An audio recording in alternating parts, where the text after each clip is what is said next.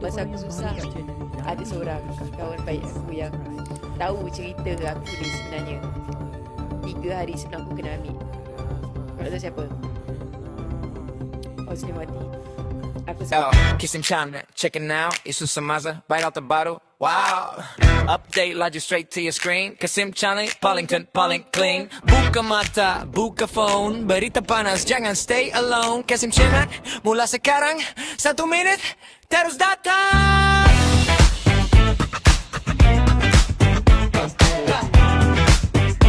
Pelakon Azhar Azmi meluahkan rasa sebab apabila berkongsi kisah kebaikan sahabatnya, pelakon Ozliwati yang pernah mengulurkan bantuan ketika berada dalam fasa sukar.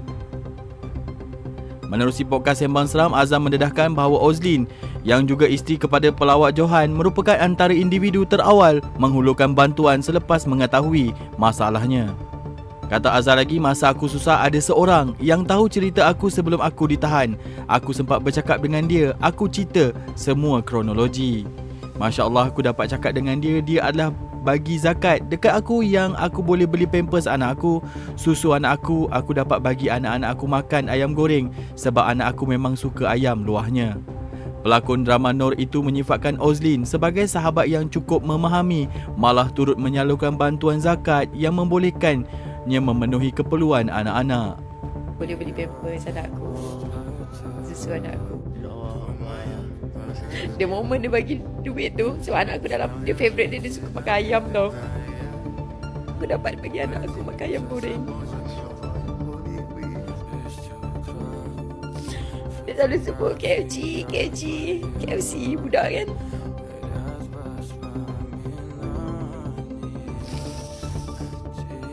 Dia lah yang ada. Aku cerita, dia duduk dengar sampai dengan dia sekali menangis. Apa dah jadi dengan awak ni, dek? Kau dah kenapa, dek? Mana kenapa kau macam ni, apa semua? Menurut Azhar, bantuan tersebut amat bermakna buat dirinya, lebih-lebih lagi ketika dia sedang bergelut untuk menyediakan keperluan asas buat anak-anak. Meninjau ke ruangan komen, ramai netizen meluahkan rasa kagum terhadap keikhlasan Ozlin yang disifatkan sebagai seorang yang berhati mulia dan pemurah. Mereka turut menitikkan doa agar segala kebaikan yang dilakukan dibalas dengan rezeki yang berlipat kali ganda. Terdahulu, nama Azhar pernah menjadi perhatian umum susulan kes melibatkan dirinya dan suami Muhammad April Hazri Muhammad Sapri 41 tahun yang direman serta didakwa di mahkamah berkaitan penipuan tanah kurnia dan darjah kebesaran. Bagaimanapun, Azhar telah dibebaskan daripada pertuduhan tersebut dan kini akan bertindak sebagai saksi pendakwaan bagi kedua-dua kes berkenaan. Untuk korang yang sukakan video ni, jangan lupa tekan button like, subscribe and bell notification.